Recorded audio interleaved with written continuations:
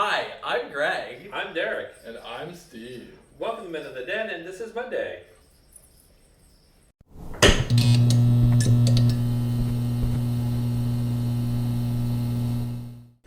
Hi everyone, welcome to another week here on the Den. So this week we are going to talk about Christmas memories, good and bad. Oh. Obviously Steve didn't know this was the topic. It's a surprise. Hi. Derek knew the topic, but I didn't know the bad part was going to be in there. Well, maybe that means all your memories will be good ones. They are. Maybe you don't have any bad ones. I have no bad Christmases, Mom. Yeah, me neither. When I was little, I remember having to go to church on New Year's Eve or Christmas Eve and not being happy about that because we already had enough church. The Sunday morning for an hour was long enough. But then, sometimes Christmas would be on a Sunday, which means you'd have church Saturday night and then again on Sunday morning. Yeah. And it's like, oh my God. That happened a few years ago, didn't it? 'Cause Maximum church. I think I remember that with my father. He went to church in the afternoon and then to service at nighttime. Well, what we would do is Christmas Eve, we would go to the cantata. What is the cantata? Or the canata, whatever it's called, where it's like this Christmas concert at the church, where they just sing all called the Christmas carols, and then we would do our Christmas morning and then church in the afternoon. Sometimes you get lucky, I guess. For us, it was more like, there would be lots of Christmas carols picked for the hymns. Yeah. There's also this thing with the candles. Did you ever do that? No.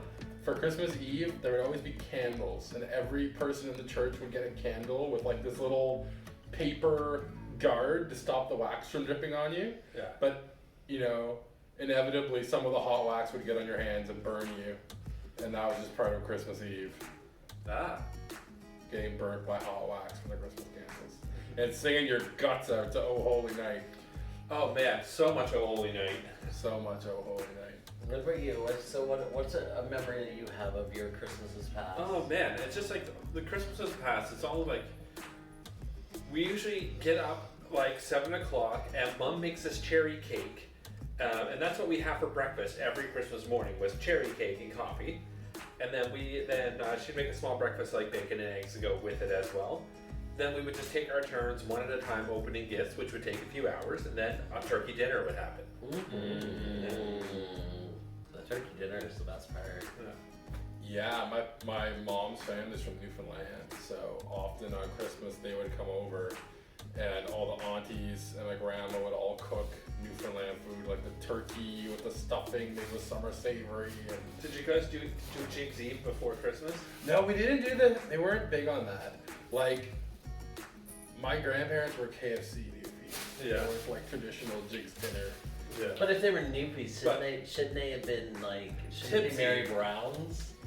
I meant We did with I said Jig's and I meant Tibbs Eve or whatever it is they call it, where basically they just go out and get drunk on New Year's Eve and go talk to the neighbors and then they get drunk. We did.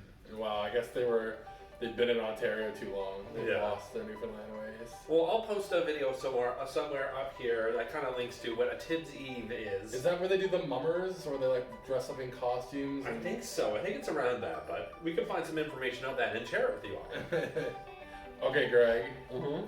Since you've been holding back so far, what do you got for us?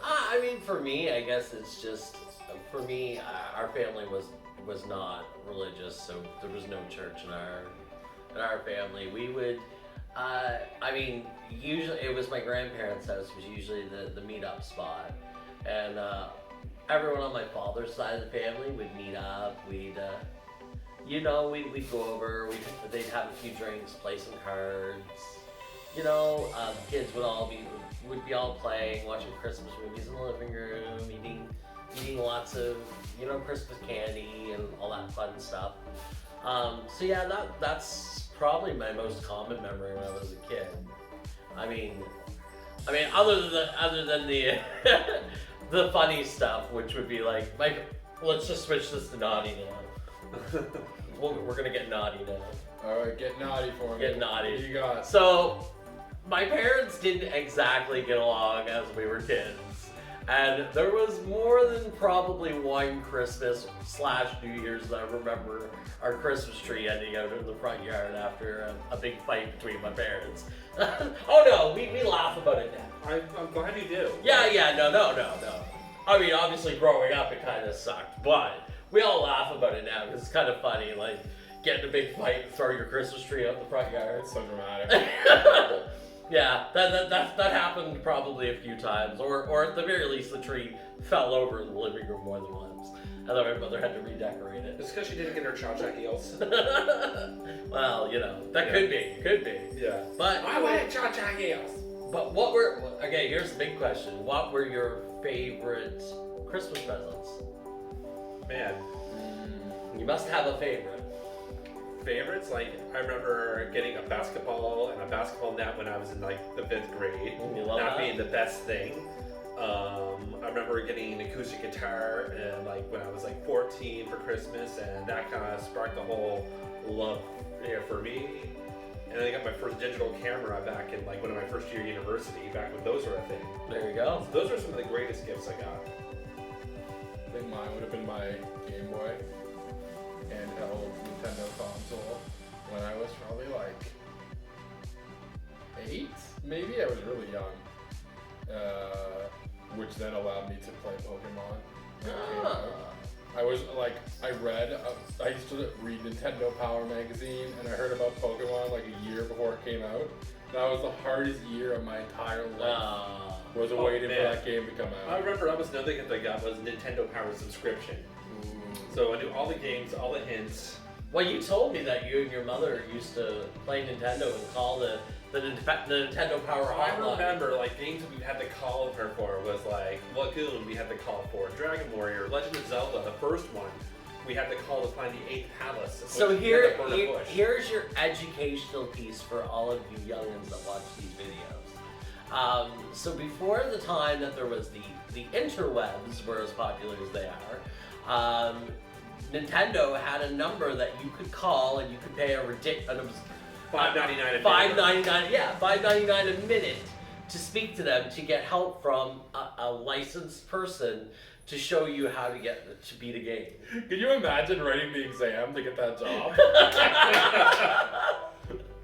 How do you get to the 8th palace in Legend of Zelda? You burn a bush. That's what it was. We tried everything. How do to you find- get infinite free men in Super Mario Brothers? And yes, I just called them free men. Yes, sweetie. He makes fun of me for this all the time. Well, yeah, that trick. This is like pros knew that trick. Yeah, jumping on the turtle Yeah. on the stairs at the end Yeah. of Oh, what? right, Fourth right, world? right. 4-2? 1-4 or no Four- 1-2. Was it 4-2? It was in level 4. Was it? Well, Okay. yeah. Well, there was a couple of spots. Yeah. You can correct this down below. Yeah. I guess my favorite present going along those same lines was definitely my original Nintendo when I first got it. There was somehow because again this was way before like cameras and fucking shit. There was a video of me somewhere freaking out over this Nintendo. I remember watching it when I was younger. There's a really like cringy photo of me. It was, like when I first got the first Legend of Zelda for Christmas with this big old like crooked tooth smile, giant big glasses. How old were you when you found out about Santa Claus? Oh, my brother told me. How old? I was like 10. Okay.